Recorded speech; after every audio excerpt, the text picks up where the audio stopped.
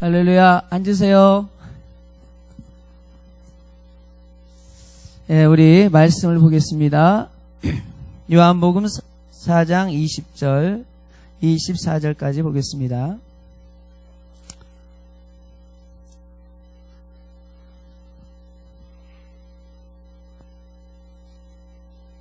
우리 교독하겠습니다. 요한복음 4장 20절부터 24절 교독. 자, 찾았죠? 우리 친구들은 성경책 갖고 다니죠? 예, 핸드폰으로 성경책을 대신하는 친구가 없으리라고 생각합니다. 예. 자, 우리 교독하겠습니다. 우리 조상들은 이 산에서 예배하였는데 당신들의 말은 예배할 곳이 예루살렘에 있다 하더이다. 예수께서 가라사대 여자여 내 말을 이 산에서도 말고 예루살렘에서도 말고 너희가 아버지께 예배할 너희는 알지 못하는 것을 예배하고 우리는 아는 것을 예배하노니 이는 구원이 유대인에게서 남이니라. 아버지께 참으로 예배하는 자들은 신령과 진정으로 곧 있더라. 아버지께서 이렇게 하나님은 영이시니 예배하는 자가 신령과 진정으로 예배할지니라. 아멘. 우리 주보 같이 보겠습니다. 덥죠? 자, 예배하는 자를 찾으신 하나님. 두 번 하겠습니다. 시작. 예배하는 자를 찾으신 하나님. 예배하는 자를 찾으시는 하나님. 하나님은 살아계신 분이다. 시작. 하나님은 살아계신 신이시다. 그 안에 거하는 자에게는 누구든지 생명을 주신다. 그는 자기를 알기를 원하시고 자기 일을 가까이 하는 자를 가까이 하시고 찾는 자를 만나 주신다. 예배란 하나님의 얼굴을 뵙는다. 하나님과 입을 맞추다라는 뜻이다. 그러므로 하나님을 뵙기 위한 예배가 신령하지 않으면 불가능하다. 이는 하나님의 명령이요 진리이다. 예배는 영적인 만남과 조화를 이루는 시간이다. 일방적인 약속이나 계약이 아닌 신과 인간의 만남이다. 상대방을 만나는 자세와 준비가 필요하다. 먼저 모든 사람으로 더불어 우리에게 화평함과 거룩함이 있어야 한다. 그때 신령과 진정으로 예배할 수 있다. 예배의 주인공은 예수시다. 우리의 즐거움과 만족을 위한 예배가 아니다. 찬양과 기도, 말씀과 고백에서 진실하고 정직하게 힘을 다해 드리자. 이렇게 예배하는 자를 찾으신다. 우리 친구들아, 하나님께서 기억하시는 예배, 우리도 일평생 기억에 지울 수 없는 예배를 드리자. 아멘. 자, 이 시간에는 우리 같이 찬양 한 곡 하겠습니다.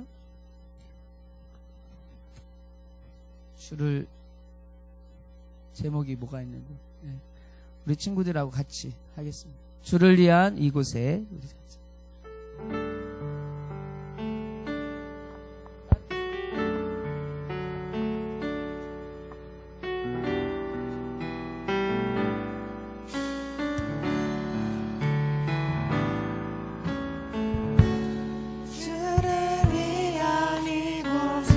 예배하는 자들 주에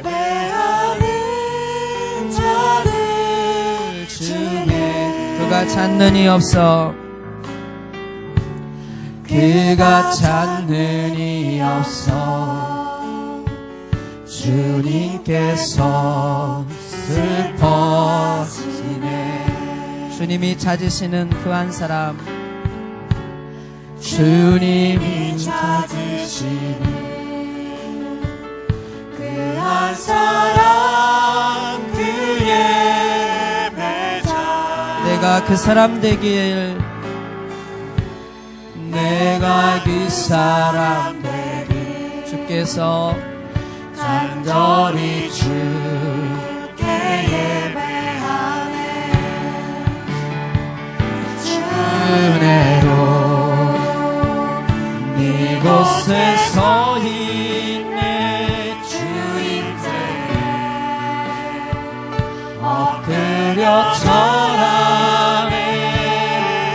그 어느 것도 난 필요 없네. 주님만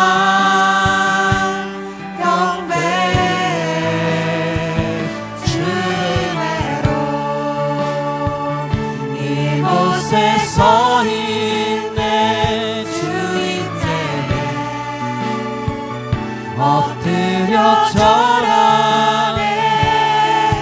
그 어느 것도 난 필요 없네.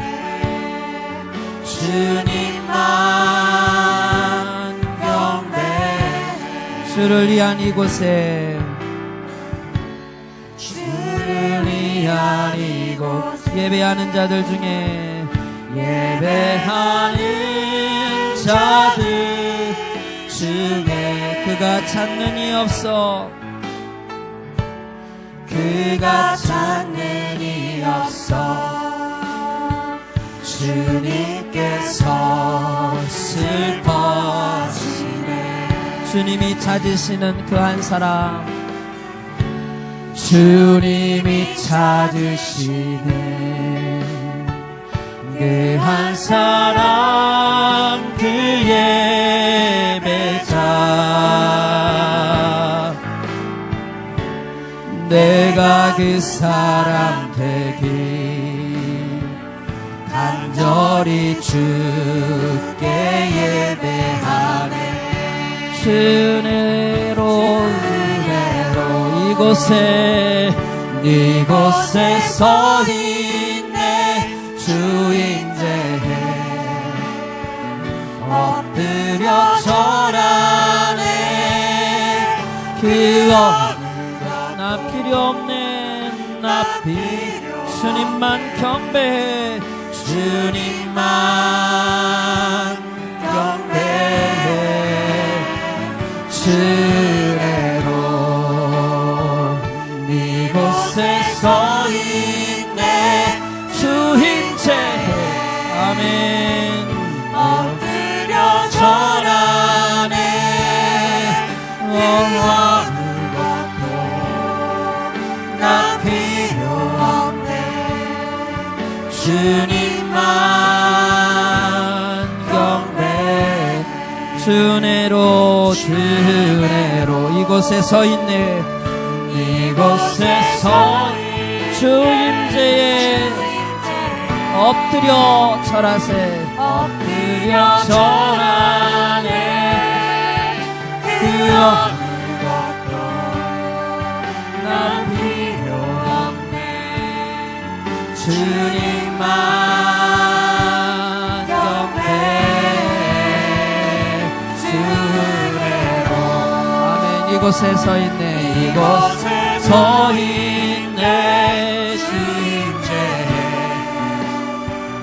엎드려 절하네. 그 어느 것도 나 필요 없네.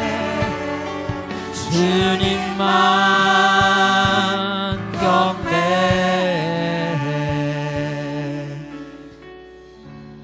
할렐루야. 네, 하나님이 예배하는 자를 찾으신답니다. 예배하는 자를 뭐예요? 크게 써야 돼 이거. 찾으시는 하나님. 여러분 보물찾기 많이 해봤죠? 보물찾기 할 때 한 번이라도 찾아본 사람 손 들어봐요. 아, 맞네. 여러분들은 능력자입니다. 저는 보물찾기 할 때마다 한 번도 제대로 찾아본 적이 없어요. 숨은 그림 잘 찾아요? 한번 숨은 그림 한번 찾아볼까요? 우리 한번 봐봐요. 야, 참 여러분 뒤에 있는 사람들이 아쉽겠죠? 야, 앞에 있는 친구들이 좋을 것 같아. 여기 보면 망치가 있어요. 한번 찾아봐. 그렇죠. 저기 저기 찾을 수 있겠죠? 저기 있네. 어디 있어요? 그렇지, 저기. 망치가 여기 있죠? 여기 발바닥 옆에. 네. 니는 발바닥 찾으러 가는데 벌써 발바닥 찾으면 어떡해. 자, 발바닥은 어디 있어요? 저기. 그래. 어디. 거기 있네요. 자, 팔분음표 찾아보세요. 팔분음표가 어디? 또 저기, 이번에 이거라고 해. 어디 있어요? 나무님. 아, 거기 있죠. 팔분음표. 야, 좀 더 올라가야지. 8분은. 장독 찾아보겠습니다. 장독. 뭐 어디 여기요? 아, 야 근데 병매직은 뭐야? 병매직 어떤 거예요? 제가 이 중에서 제일 못 찾는 게 병매직. 자, 패스. 예? 이게 병매직이에요? 아, 신발에 있는 밑에?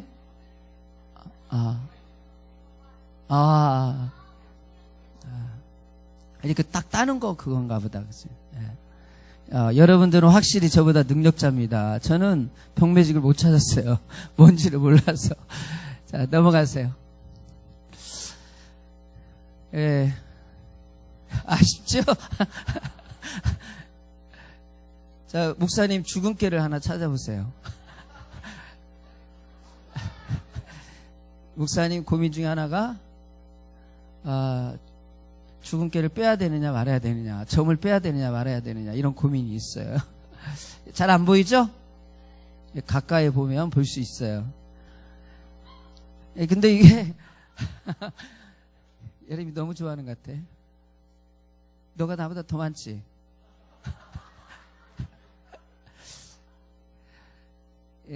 제가 예림이가 저보다 점이 많은 것은 제가 확실히 아는 건 뭐냐면, 제가 예림이하고 1대1로 면담을 해서 얼굴을 자세히 봤기 때문에 그랬습니다. 멀리 있으면 안 보이죠? 저 뒤에 계신 분들은 안 보이잖아요. 그러니까 하나님도 가까이 가야 돼. 그래서 하나님께서 늘 요청하고 말하는 거는, 야, 나를 좀 가까이 해라.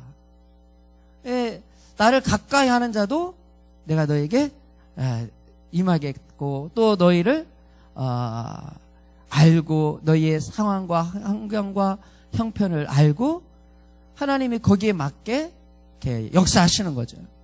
죄라고 하는 게 뭐예요? 빗나간다는 거 아니에요? 멀어진다는 거 아니에요? 의로움이라고 하는 것은 하나님의 마음과 하나님의 뜻이 딱 일치된 걸 의롭다고 하는 거잖아요. 가까이 하는 친구가 돼야 돼요. 서로 친구라고 하는 단어도 사실은 뭐예요? 속사정을 알잖아요. 그 마음을 알잖아요. 늘 옆에 있고 싶고. 여기 이성교제 하는 친구들이 좀 있을 것 같은데 공부에 집중해 주시면 좋을 것 같아요. 제가 해봤는데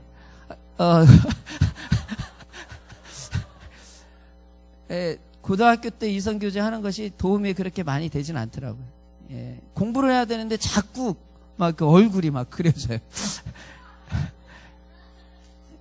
친구라고 하는 것도 뭐예요? 가까이 하는, 어떻게 보면 내 속, 내 비밀, 나의 마음을 다 알고 이해하고 또 공감해주고 깨달아주는 그 사람을 친구로 두지, 내 상황과 형편, 내 마음도 모르는 사람을 친구로 두진 않죠. 정말 가까운 친구는 저 사람이 하면 그 마음이 딱 다가오는 거죠. 표정이 어떠한 표정을 딱 하느냐에 따라서 그 사람의 마음과 상태를 알아주는. 왜냐하면 이미 그 안에 내가 있고 내가 그 안에 있고 그런 거죠. 자, 옆에 있는 친구들한테 한솔아, 진주한테, 진주야 너 내 안에 있어. 서로 한번 해보세요. 서로 하겠습니다. 너 내 안에 있어. 시작. 친구가 돼주세요. 팔짱 끼고 있지 말고.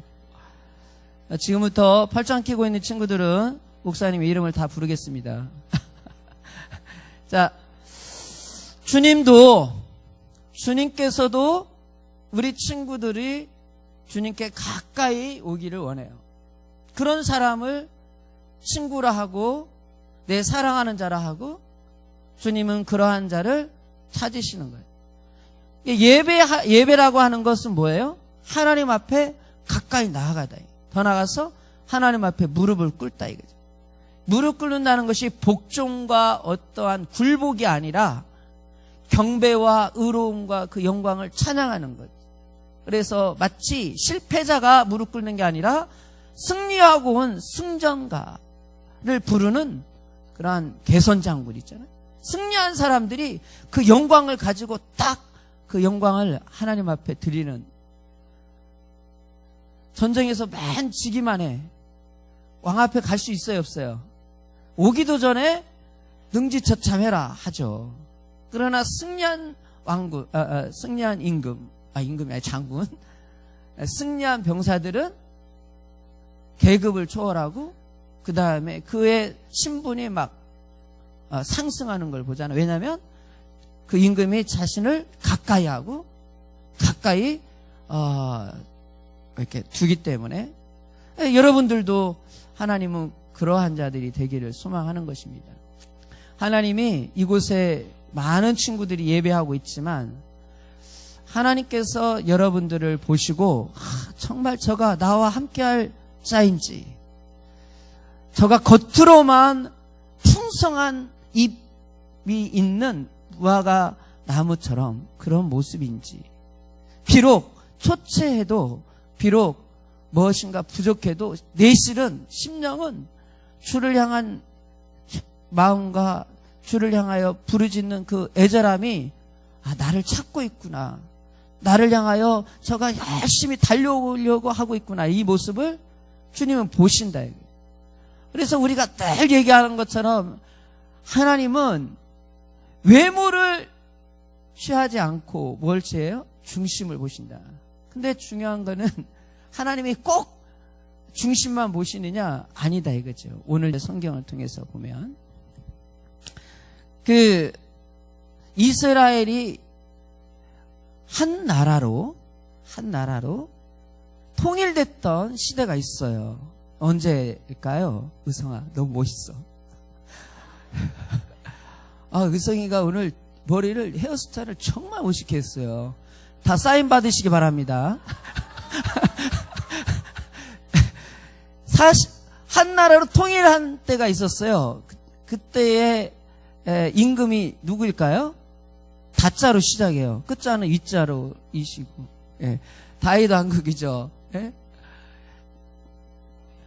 다윗 왕국이 12 지파를 하나의 나라로 통일해서 40년 동안 평안을 누리는 삶을 살았어요. 근데 다윗이 하나님께서 이렇게 하나가 되게 하시고 또 모든 영화로움과 또 권세와 그 부귀와 영광을 다윗에게 다 주었던 이유는 다윗이 뭐예요? 하나님의 마음에 합한 사람, 하나가 되었다. 하나님의 마음과 하나님의 뜻대로 하나님의 심정을 가진 그때의 모습. 비록 왕이었지만 왕의 권세를 내세우지 않고 하나님께 무릎 꿇고 하나님께 가까이 가고, 죄를 지면 바로 꼬꾸라져서 죄를 막 머리에다가 뒤집어 쓰고 통곡하며 울고 그랬던 사람이다. 그래서 그 나라가 이렇게 부귀 영화를 누리게 됐죠. 그의 아들이 또 누구였죠? 우리 고등부 친구들은 참 머리가 똑똑해요. 솔로몬이 40년 동안 또 이 나라를 잘 이어받아가지고 살았어요. 근데 솔로몬의 시작이 처음에는 지혜롭고 또 하나님 앞에 무릎 꿇고 하나님께 구하고 더 나아가서 하나님이 원하시는 성전을 딱 짓고, 그래서 하나님 중심으로 삶을 산다고 시작했죠. 그런데 어떻게 되었어요? 나중에 점점 틈이 벌어지고 하나님과의 관계 속에서 죄라고 하는 것이 싹트기 시작하더니 이후에는 수많은 이방신들을 섬기기 시작하고 이방신들 앞에 무릎을 꿇고 더 나아가서 이 자신이 처음에 다윗을 통하여 이음받았던 성전에다가 아주 몹쓸 짓을 하기 시작한 거죠. 그래서 하나님이 솔로몬의 때에 이를 사실 좀 멸하고 싶고 또 심판하고 싶고 하겠죠. 근데 하나님이 꾹 참으셨어. 누구 때문에 참으셨을까? 목사님 다윗 때문에 참은 거죠. 그래서 이 시대 때는 그대로 갔어요. 그런데 그의 자손들이 하나님 위해서 점점 멀어지더니 이때 솔로몬의 아들, 이걸 아는 친구는 진짜 목사님 뽀뽀해줘야 돼. 솔로몬의 아들이 많이 있겠지만 누구 한 사람이 있는데 왕이 된 사람. 르자로 시작하고 예레미야? 그렇죠. 르호보암. 예, 웃음이 터지기 시작했어요. 자, 르호보암 때 이제 어떤 일이 일어나냐면 여로보암이라고 하는 사람이 어떤 일이냐면 반란을 일으키기 시작한 거죠. 그래서 이 사람이 북쪽으로 이스라엘 지형이 이렇게 생겼는데 그냥 그렇게 생겼다고 이해해 주세요. 여기가 갈릴리, 요단강, 사해.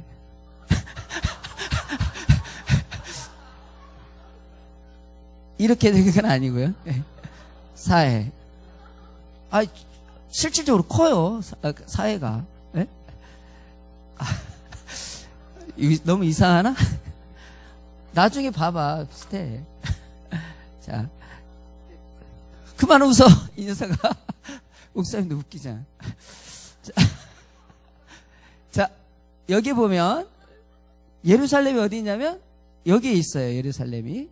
여기가 예루살렘이야. 예루살렘에 뭐가 있어요? 원래 하나님을 섬기고 하나님 앞에 제사 지내는 성전이 있잖아요. 성전. 이곳에 예루살렘이 다윗이 다스렸던 이스라엘의 수도라 이 말이죠. 이곳에 성전이 있었던 거예요.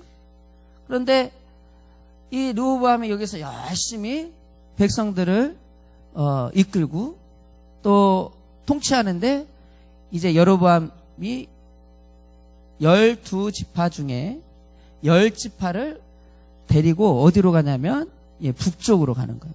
북쪽이라 하면 이 예루살렘보다 조금 위쪽을 말하는 거예요. 그래서 여기 끝에는 단이라고 하는 데가 있고 여기 제일 밑에는 베델이라고 하는 데가 있는데 이곳에 가서 뭘 하냐면 성전을 대신한 제단을 세운 거예요. 그리고 거기에 맞는 도시를 수도로 정한 거겠죠. 그래서 이곳에는 뭐가 있냐면 여로보암이 이스라엘 10지파를 하나님 앞에 제사할 수 있도록 단을 만들었어요. 근데 단을 만들었을 때 이 예루살렘 성전에는 지성소 안에 뭐가 있어요? 법궤라고 하는 게 있죠. 그죠? 법궤라고 하는 게 있고 이거를 언약궤 뭐 이렇게도 얘기해요. 증거궤라고도 하기도 하고 이 법궤가 있는데 법궤에 이제 모세가 시내산에서 나올 때 애굽에서 나와서 광야 생활을 하면서 보여줬던 하나님의 능력을 세 가지를 여기다 담아뒀던 거예요. 근데 성전에는 이 법궤가 있고 이 법궤 중심으로 신앙생활을 열심히 하는 거야.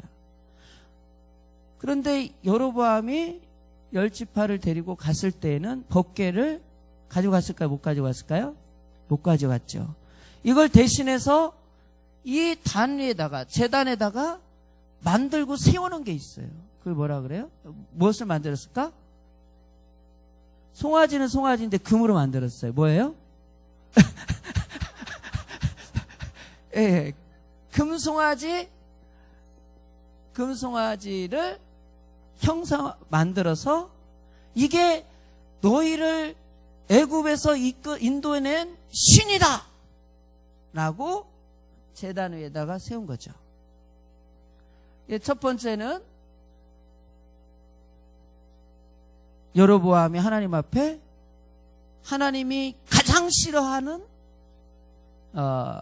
이 형상을 만들고 하나님의 이름을 망령되이 읽기 시작한 거죠.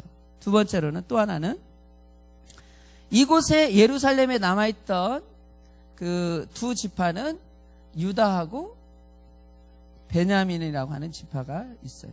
근데 또 하나가 사실은 여기에 남아 있었어요. 누가 남아 있을 것 같아요? 하나님 앞에 제사를 드리고 하나님 앞에 예배를 하는데 반드시 있어야 되는 존재. 어머머 세상에.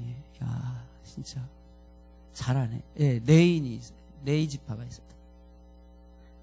레이 지파가 있었던 거죠. 이 레이 지파는 사실은 12지파이긴 하지만 여기에서는 분리된 거예요. 10지파 안에는 레이 지파가 안 따라갔어요. 그러면 이 여로보암이 하나님을 섬기는, 자기 나름대로 섬기는 때에 하나님이 구별하고 하나님이 약속했던 그 사람들로 인하여 섬기게 하고 제사하게 하고 하나님의 어떤 말씀을 전하기도 하고 그랬는데 없으니까 어떻게 해요? 10지파 중에 자기의 마음에 원하는 사람을 제사장을 삼은 거죠. 이렇게 해서 이제 나름대로 단하고 베델에서 하나님을 섬기기 시작한 거예요. 이때 이제 오늘 본문에서 말하는 것처럼 이 여인은 어디의 사람이냐면 유대 사람이에요? 아니면은 10지파 속에 속해 있던 사람일까요? 예, 이스라엘 이 예루살렘의 이 무리에 속하 있는 무리가 아니라, 이 말은 예루살렘 성전에서 예배하는 사람이 아니라 어디서 예배하는 사람이냐면 여기 쪽 베델을 넘어가면 사마리아라고 하는 지역이 있어요. 이쪽 일대를 사마리아라고도 해요. 이쪽에 살고 있는 여인이었다 이거지.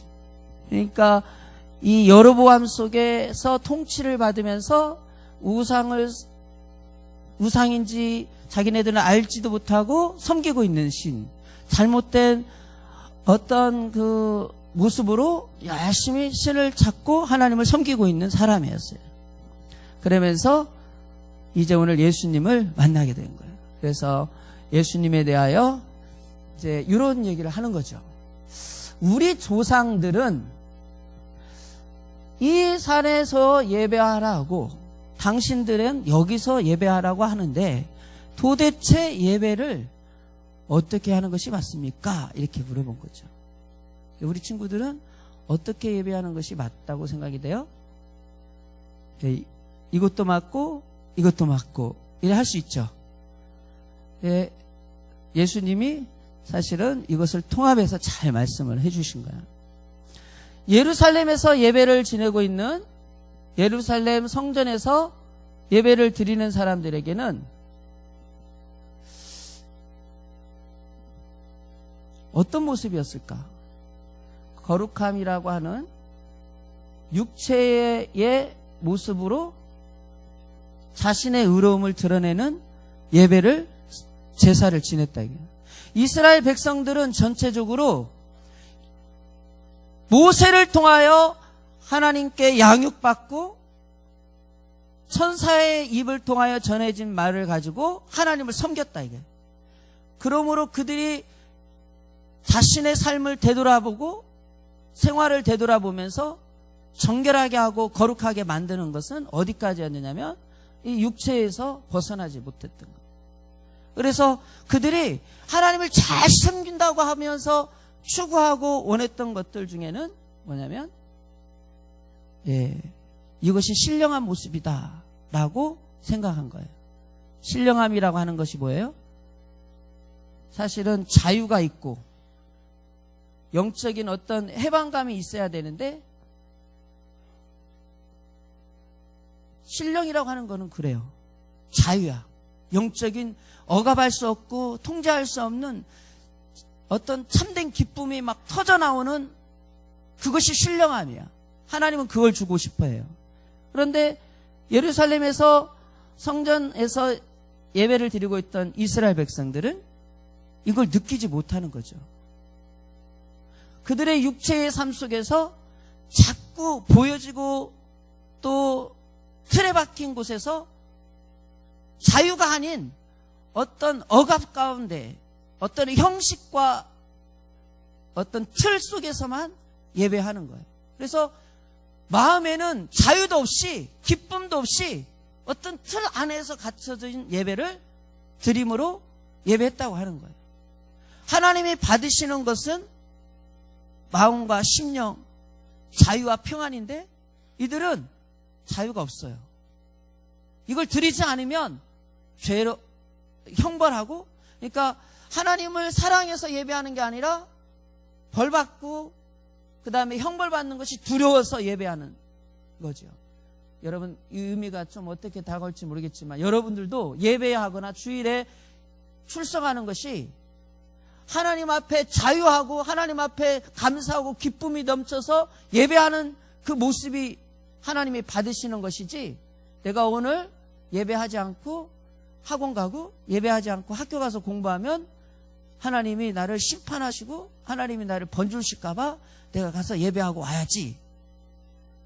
이미 우리는 자유도 없이 기쁨도 없이 들여지는 어떤 틀에 예배한다 이거지.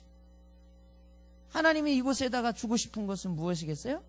진정한 신령, 참된 신령이라고 하는 이 단어가 누릴 수 있도록 성령의 어떠한 역사가 이 안에 있기를 원하는 거예요. 그래서 우리 친구들도 참된 예배를 드리고 싶은 친구들은 여러분들이 여러분의 영혼에서부터 참된 자유를 만끽하셔야 돼요. 어떠한 것도 여러분들을 굴레를 씌우거나 여러분들을 통제하지 못하도록 하나님과 여러분의 관계 속에서 막힘이 없는 참된 자유예요. 승리자의 자유요. 이긴 자의 자유. 그러면서도 하나님께서 그 안에 예배하는 자를 찾으시는 거예요. 여러분 속에서 지금 우리 친구들 중에는 정말 모든 환경을 이기고 극복하고 그것을 넘어서서 주님 만나는 그 기쁨이 우선이고 주님 만나는 그 사랑이 우선이어서 나온 친구들이 있을 거예요. 하나님은 그런 자를 찾으신다 이거예요. 하나님은 그런 자에게 성령의 충만함도 더하여 주신다 이거죠. 이곳에 예루살렘에서는 말씀이 있었지만 그 말씀으로 인하여 자유도 못 누리고 또 성령으로 인하여 참된 해방감도 못 누리고 있었던 거죠. 이스라엘 백성들에게 있어야 되는 성령의 역사하심이 우리들에게도 동일하게 나타나기를 소망합니다. 여러분 속에 하나님을 만나는 기쁨이 있어야 된대요. 틀에 짜여있는 강압되고 억압된 그러한 모습의 예배나 자세와 태도가 아니라 어떤 이들은 참으로 기뻐하고, 다윗이 모습을 봤을 때 어땠어요? 왕이지만 이 바지가 벗겨지는지도 모르고 열심히 춤을 췄대잖아요. 그런 자유가 있어야 되는 거지. 모든 환경에 억압받지 않고 눌리지 않고 부끄러움과 수치를 두려워하지 않고 하나님에 대한 기쁨이 이 속에 있어야 된다. 그런데 자유라는 것을 잘못 사용하여서 그러지 말고 그냥 우리끼리 가서 예배하고 우리끼리 가서 자유를 만끽하자. 야, 꼭 예루살렘에서만 예배해야 돼? 그곳이 아니라 우리가 있는 곳에 하나님이 있으시면 되지. 자유를 만끽했는데 어떤 육체적인 자유를 영적인 자유로 오해한 사람들이 있어요. 그 사람들이 바로 이 사람들이다 이거지. 그들에게는 말씀이 없기 때문에 오해한 거야. 우리가 예수 믿고 우리가 성령 받았으면 이미 구원받고 이미 하나님의 백성이 됐는데 우리가 이렇게 한 잔 마시고 한 대 피워도 다 회개하면 돼. 이미 하나님이 다 용서하셨어. 그것을 자유라고 생각해요. 육체의 자유가 아니라 이게 하나님의 말씀이신 진리가 없기 때문에 무엇이 옳고 무엇이 그른된지 그것을 판단하고 세워줄 수 있는 하나님의 말씀이 없고 자기 임의대로 판단하고 자기 임의대로 설정해서 만들어 놓은 신을 섬기고 장소에서 예배하는 자들이 범한 오류다 이거죠. 하나님께서 약속하시고 하나님께서 만나시겠다고 하는 그 장소를 떠나서 자기 임의로 해석한 거예요. 말씀이 없는 거죠. 우리들도 마찬가지예요. 우리가 바깥에서 인터넷 예배를 드리기도 하고 두세 사람이 모인 곳에서 예배하는 사람도 있을 수 있습니다. 하나님이 상황과 환경을 다 이해하시지만 그것이 정답이 아니라 이거죠. 그것이 하나님이 찾으시는 목적은 아니라 이거예요. 하나님이 예루살렘 성전을 만드시고 그곳에서 내가 너를 만나겠다. 네가 그곳에서 나를 위하여 부르짖고 또 먼 나라에 먼 지형에 있다 할지라도 그것을 향해서 기도하면 내가 들으시겠다. 내가 응답하겠다. 부르짖으라 이렇게 했다 이 말. 근데 자유를 영적인 이 자유를 누리는 게 아니라 육체의 자유로 오해하지 말아라. 말씀이 없기 때문이었습니다. 그래서 예수 그리스도께서 장소나 어떤 틀 안에 매여 있는 것을 원하지 않고 너희가 하나님 앞에 예배하는 길을 원하는 것은 하나님의 말씀과 어떤 성령의 인도함 받는 영적인 예배를 드리는 자를 하나님은 찾으신다. 이곳에서 여러분들이 예배하고 있을 때에 말씀을 여러분 가운데 새기세요. 말씀 앞에 붙들림 받고 여러분의 생각과 의지를 초월해서 정한 날 주일에 정한 장소에서 예배 드리리라. 더 나아가서 그 안에서 어떤 누구에겐가 억압받고 눌려서 예배하는 게 아니라 내가 예수 만난 사랑과 예수 그리스도 안에서 그분을 향한 외침이 여러분들에게 있기를 원한다. 그렇게 예배하는 자를 하나님이 이렇게 스캔하신다. 찾으신다. 그리고 그에게 하나님이 참으로 생명의 생명을 더하여 주시는 것입니다. 저는 우리 사랑하는 친구들이 이렇게 혼란하고 또 어려운 환경 속에서 여러분 스스로가 하나님의 말씀을 초월하지 않기를 바랍니다. 내가 이렇게도 하나님이 이해하시겠지. 내가 이렇게 어떤 해도와 또 이러한 모습 또 예배 가져도 하나님이 당연히 이해하시겠지. 여러분 스스로가 여러분의 자신을 너그럽게 판단하고 그리 하지 마시고 하나님의 말씀 앞에 주일은 주일답게 보내세요. 거룩하게 보내셔야 됩니다.